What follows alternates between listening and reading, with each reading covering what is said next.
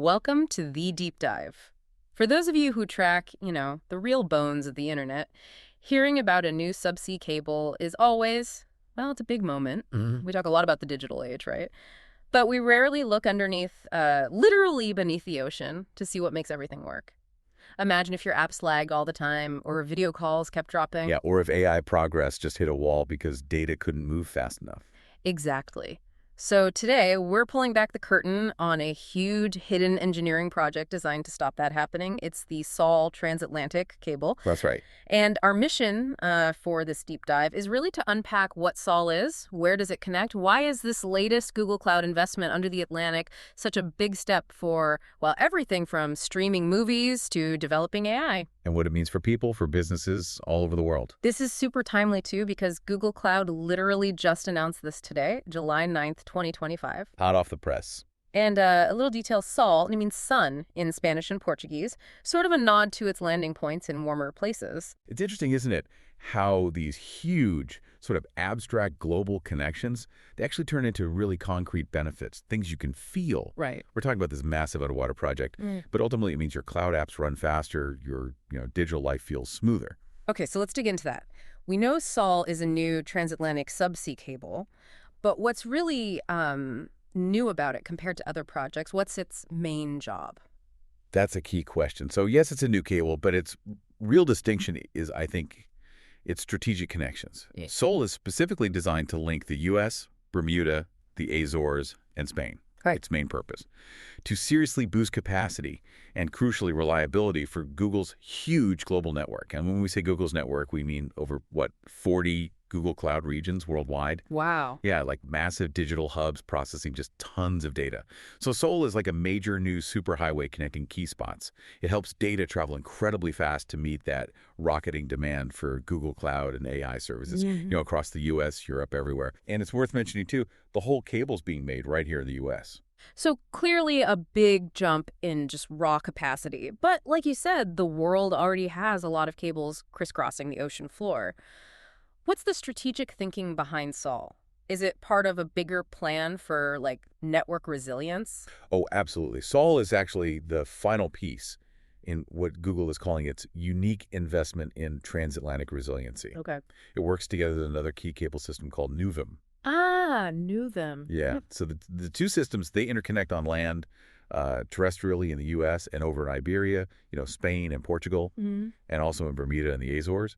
This pairing, this interconnection, it creates really strong network robustness. How so? Well, Sol itself has 16 fiber optic pairs. Think of that like 16 lanes on that data superhighway. 16 pairs, that's a lot.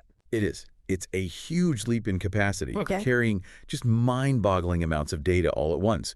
Enough for, AI demands, high-def streaming, everything. It's all about building a network that's strong, fault-tolerant, and just incredibly high capacity. One thing that really stood out to me from the announcement materials was that Sol, when it's finished, will be the only working fiber optic cable going straight from Florida to Europe. That's right. That seems huge. Why Florida specifically? And what does that unique direct link mean strategically? Doesn't most traffic go further north? That's a really sharp point. Florida's location is definitely strategic here. Most transatlantic cables, they do land much further north. New York, maybe Canada. Right. So having a direct link from Florida to Europe, it creates a totally new geographically separate route. That's vital for redundancy. Ah, so if something happens to the northern routes. Exactly. You're less reliant on those existing paths. Yeah. And it provides, potentially better routes for certain data traffic. It also really positions Florida as this critical new gateway for international data, potentially bypassing congestion points further north. It's about making entirely new pathways, not just adding more lanes to the old roads. Let's zoom in a bit. Where does this massive cable actually, touch down? Where does it meet the land in specific places? Let's start with the U.S. side. Okay, so the U.S. landing point is Plum Coast, Florida. Google's working with a company called DCBLOX there. To DCBLOX. Yeah, they specialize in data centers and connectivity. So they're not just landing the cable. They're setting up a whole new connectivity hub right there in Palm Coast.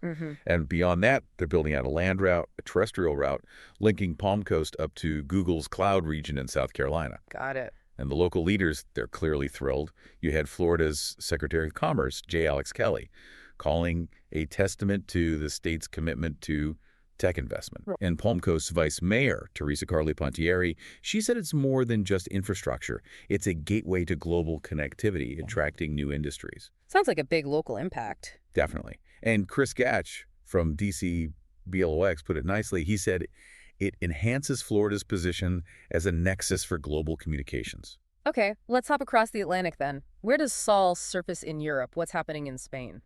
So in Spain, Google is teaming up with Telxus, their big global telecom infrastructure company, and they're landing the Sol cable in Santander up on the north coast.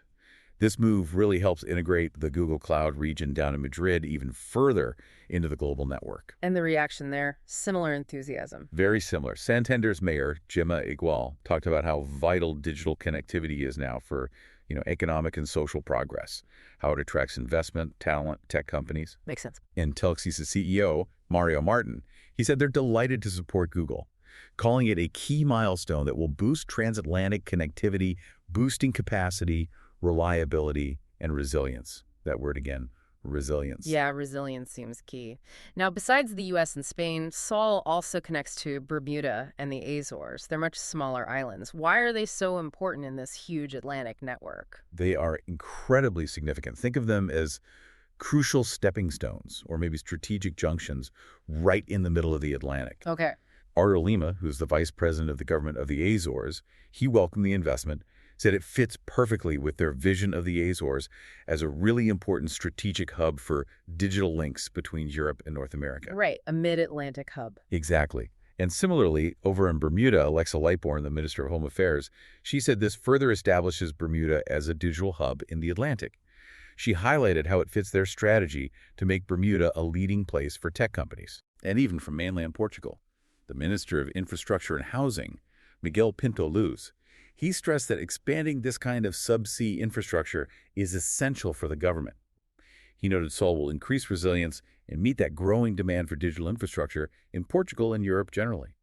So these islands, they're not just dots on the map, they're really vital crossroads for all this global data flying around. Okay, this all sounds technically very impressive, a huge engineering feat, but let's cut to the chase a bit. How will Sol actually impact, say, my daily Netflix watching or maybe a small business relying on cloud services? Can we, really feel the difference? That's the critical question, right, for the end user. The promise is that Sol will add capacity, increase reliability, and decrease latency.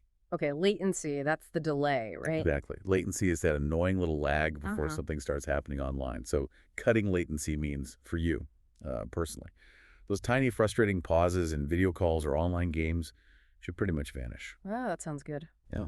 And for businesses, it means real-time collaboration tools actually work in real time.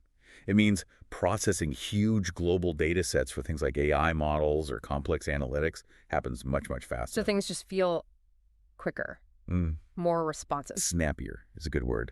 More immediate, definitely more reliable. Think of it like upgrading from a winding country lane under the sea to a massive multi-lane superhighway.